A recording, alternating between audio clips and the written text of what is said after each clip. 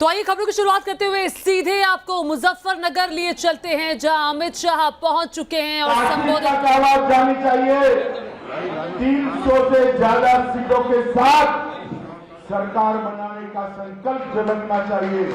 मेरे साथ दोनों हाथ उठाइए, उठाइए दोनों हाथ, विजय के संकल्प की मुट्ठी दीजिए और प्रचंड आवाज से बोलिए, भारत माता की, भारत माता की, भारत माता की। मंच पर उपस्थित हमारे जिला अध्यक्ष जी विजय कुमार शुक्ला जी, भाई सत्येंद्र सिसोदिया जी, यहाँ के लोकप्रिय नेता और मेरे मित्र केंद्रीय मंत्री संजीव बालियान जी, उत्तर प्रदेश के सरकार के कैबिनेट मंत्री और जिन्होंने एक पश्चिमी उत्तर प्रदेश में भारतीय जनता पार्टी की इमारत को एक एक ईंट रखकर गढ़ने का काम किया है, ऐसे हमारे भूपेंद्र चौधरी जी, सदर के विधायक और भावी विधायक कपिल देव अग्रवाल जी, हमारे डॉक्टर वीरपाल निर्वाल जी, जिला पंचायत के अध्यक्ष जी, बुढ़ाना के प्रत्याशी भाई उमेश मलिक जी,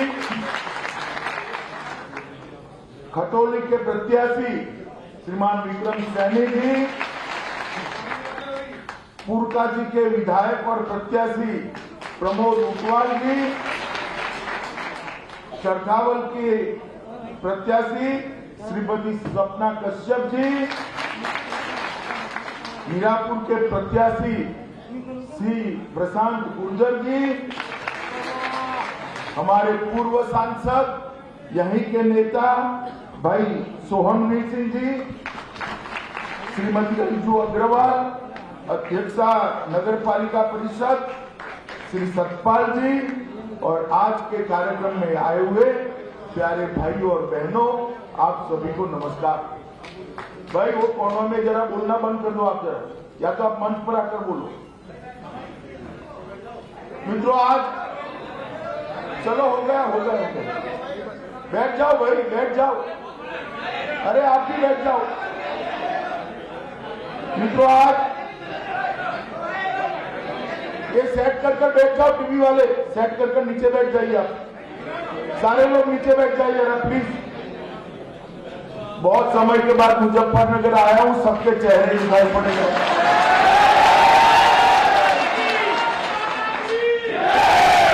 मित्रों बहुत समय के बाद मुजफ्फरनगर की एक वीर भूमि पर मैं आया हूं।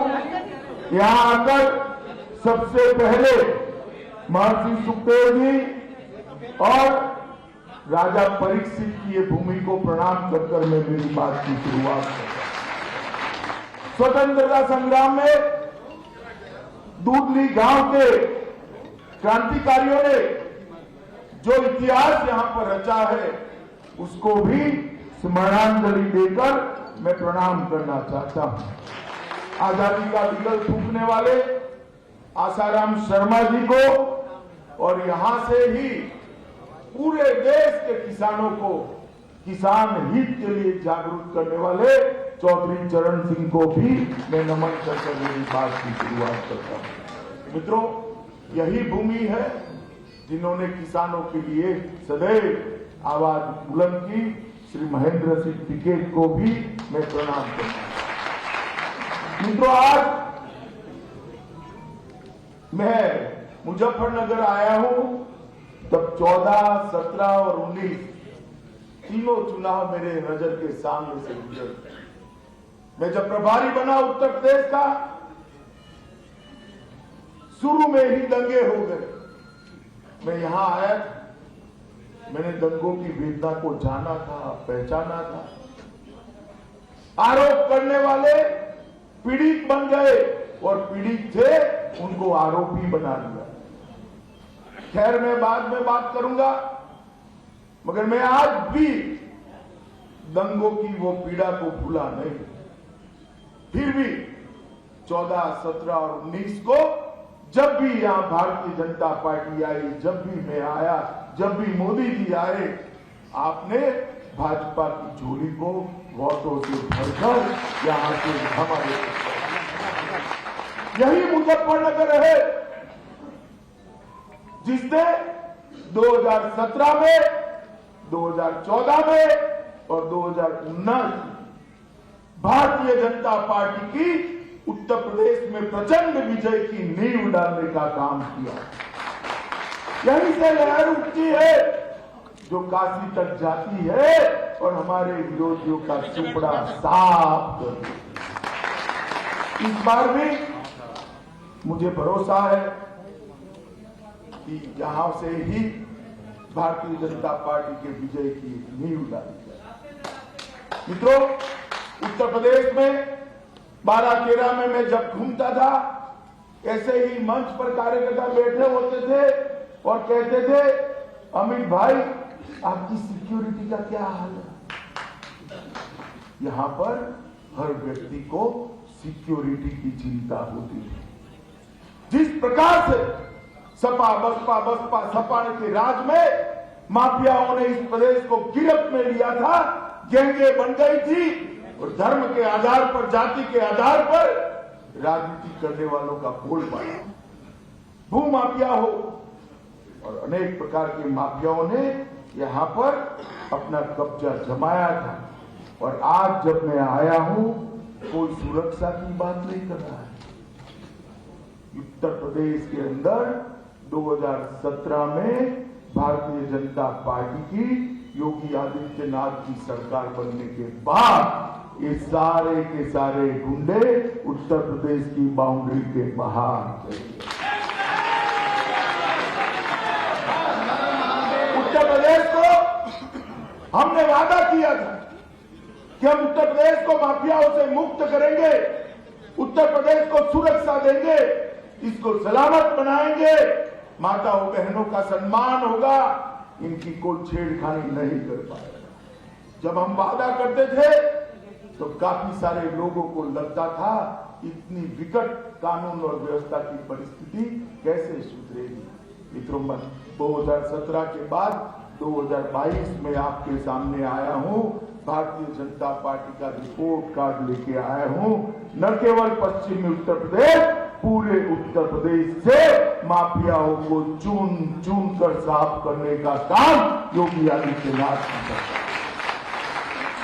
पहले सपा बसपा ने यहां शासन किया तो बहन जी की पार्टी है, वो आती थी तो एक जाति की बात करती थी। कांग्रेस पार्टी आती थी तो परिवार की बात करती थी और अखिलेश बाबू आते थे तो गुंडा माफिया और तुष्टीकरण की बात करते थे।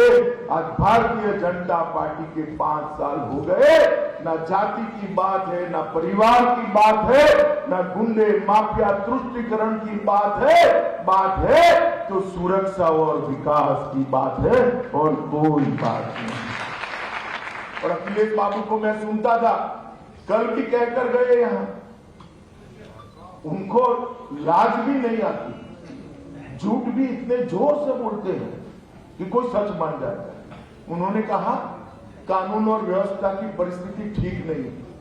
अखिलेश बाबू, आज सार्वजनिक कार्यक्रम में मैं आंकड़े देने आया हूं, हिम्मत हो तो आपके समय के आंकड़े लेकर कल प्रेस वार्ता करिए। आपके शासन की अपेक्षा में भारतीय जनता पार्टी की सरकार के 5 साल में, योगी आदित्यनाथ के मुख्यमंत्री के 5 साल के बाद डकैती के अंदर 70% की कमी हुई है मित्रों। और ये रिकॉर्ड है, लूट के अंदर 69% करीब लूट के अंदर भी 70% की कमी हुई। हत्या के अंदर 30% की कमी हुई है। अपहरण के अंदर 35% की कमी हुई है और बलात्कार के अंदर भी 30% से ज्यादा कमी हुई है। अखिलेश बाबू, मैंने तो अपना हिसाब दे दिया, आप आपके शासन के आंकड़े और भारतीय जनता पार्टी के शासन के आंकड़े आप हाथ में लेकर एक प्रेस वार्ता करिए तो पूरे उत्तर प्रदेश की जनता को मालूम पड़ेगा। मुझे मालूम है वो नहीं करे, क्योंकि उनके पास बताने को कहीं। मित्रों, ये वोट जो है ना, वोट लोकतंत्र में अपने मत का अधिकार और मत अपना वोट बहुत बड़ी ताकत रखता है। मैं कबीर साहब का एक दोहा मैंने मथुरा में भी कहा था, यहां पर भी कहना चाहता हूं। कबीर साहब ने बहुत खूब कहा है, कबीर लोहा एक है गढ़ने में फेर, ताकी का बख्तर बने ताकी की शमशेर। उत्तर प्रदेश का वोट आपका एक ही है, वो माफिया राज भी ला सकता है और माफिया राज से मुक्ति भी दिला सकता है। अगर सपा बसपा के साथ गया वोट तो फिर से जातिवाद की बात आएगी, फिर से माफियाओं का राज आएगा। अगर गया वोट भारतीय जनता पार्टी के पास तो मोदी जी के नेतृत्व में उत्तर प्रदेश देश का नंबर 1 राज्य बनेगा। मित्रों, उत्तर प्रदेश देश का नंबर 1। मित्रों, मुजफ्फरनगर के दंगे जिस प्रकार से वोट बैंक को ध्यान में रखकर दंगों में पुलिस ने कार्रवाई की, ऐसा पूरे देश में कहीं पर भी नहीं। जो पीड़ित थे उनको आरोपी बनाने, जो आरोपी थे उनको पीड़ित, और हजारों केस फर्जी केस दर्ज करने का काम किया है। मैं तो संजीव बालियान के नेतृत्व में भारतीय जनता पार्टी के संगठन को बहुत बधाई देना चाहता हूं कि फर्जी केस के सामने उन्होंने न्याय की बधाई दी। चाहे अदालत में लड़नी पड़ी हो, चाहे रोड पर लड़नी पड़ी हो, और दंगों के समय भारतीय जनता पार्टी दंगों के पीड़ितों के साथ चट्टान की तरह खड़ी। मैं आज भी मुजफ्फरनगर की जनता को पूछना आया, पूरे पश्चिमी उत्तर प्रदेश की जनता को पूछने आया, यहां से लेकर सहारनपुर की जनता को पूछने आया कि आप भूले हैं क्या दंगे? जरा बोलिए जोर से, भूले हैं क्या? भूले हैं? नहीं तो फिर से अगर वोट देने में गलती कर दी तो वही दंगे कराने वाले फिर से लखनऊ की गद्दी पर बैठ जाए। अगर कमल चुना तो दंगे नहीं होंगे। हमारे शासन में उत्तर प्रदेश के अंदर एक भी बड़ा दंगा नहीं हुआ। दंगा करने वाले जेल की सलाखों के पीछे। मित्रों, जिस प्रकार से भारतीय जनता पार्टी ने शासन किया है, इससे हमारी बात इस सही निकली है कि हमने यहां पर कानून का राज स्थापित किया है। मित्रों, अभी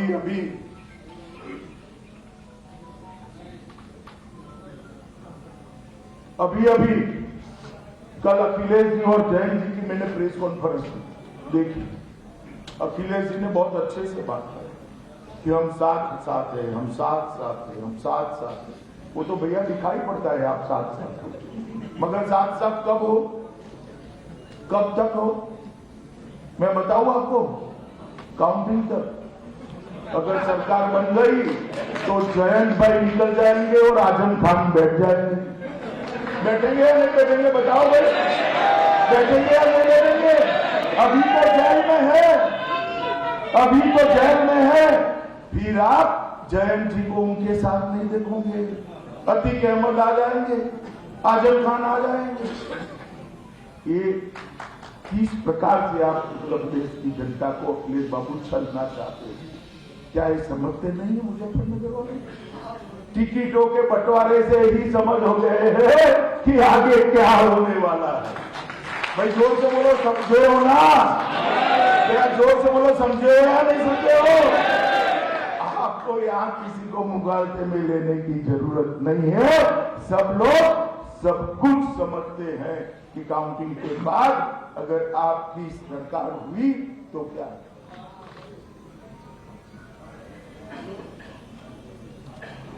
मित्रों, ये भूमि हमेशा वीरों की भूमि है, और विशेषकर जाट समाज हमारी सभी सुरक्षा बलों में और सेनाओं में भर भर कर हमारे समाज के लोग, यही धरती के लोग, यही पश्चिमी उत्तर प्रदेश और हरियाणा के लोग, कहीं पर भी सीमा में चले जाओ, यहां का लड़का आपको मिल जाएगा। मैं तो कई जगह बीएसएफ के कैंप में भी गया, सीआरपीएफ के कैंप में भी गया, कश्मीर गया तो सेना के कैंप में भी गया। सब तो बीजेपी ने यूपी की तस्वीर बदली और चुन चुनकर माफियाओं का खात्मा किया जा रहा था। जी बिल्कुल, ये तमाम बातें अमित शाह ने कही है। तमाम बड़ी खबरों पर है नजर, रुक रहे हैं बहुत छोटे से ब्रेक के लिए।